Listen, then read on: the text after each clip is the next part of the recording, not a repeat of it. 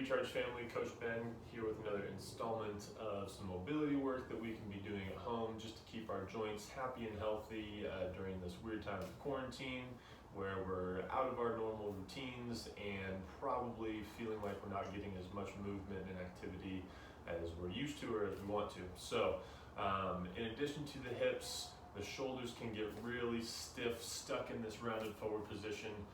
Binge watching Netflix, doing housework, whatever it is, our lives are most of the time in front of us, right? So this rounded forward position that we end up in is just kind of the default, and we need to make sure that we're doing some stuff to help out with that. So for the shoulders, this is an internally rotated, protracted position. So we want to think about retracting the shoulder blades, squeezing back, as well as opening up, externally rotating through the back of the shoulder. So that's where we're going to go with the ball today. Basically, I'm going to come into the back part of the shoulder, and right where I kind of feel this bony prominence here, I'm just going to go right underneath that. This is on the back side of the scapula where your rotator cuff lives.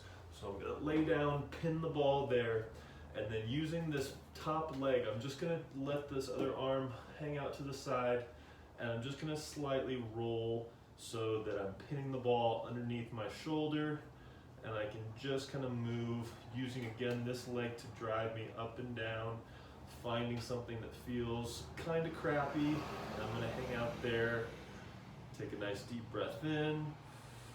On the exhale, you can use this top hand, even push a little bit into that pressure. And I can do 2 or 3 reps of this where I'm just inhaling, taking air into my belly, and as I exhale, just trying to let that ball sink into the tissue that I'm targeting here.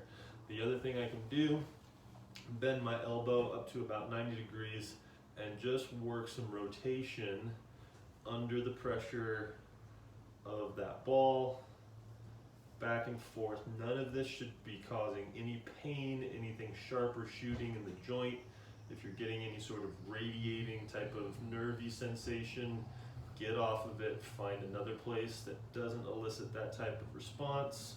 We're not trying to necessarily fix anything right now. We're just trying to put ourselves in a little bit better position by releasing some tension that might have built up from the time that we're spending in those rounded forward positions I was talking about earlier. Okay, so if I just go back and forth a couple of times here, essentially just opening up through that rotator cuff, those external rotators of the shoulder, back and forth, about 10, 12 times or so, all the while making sure I'm still breathing nice and calm through my belly. Once I've done that, I can free up some more movement by doing some cars. So I love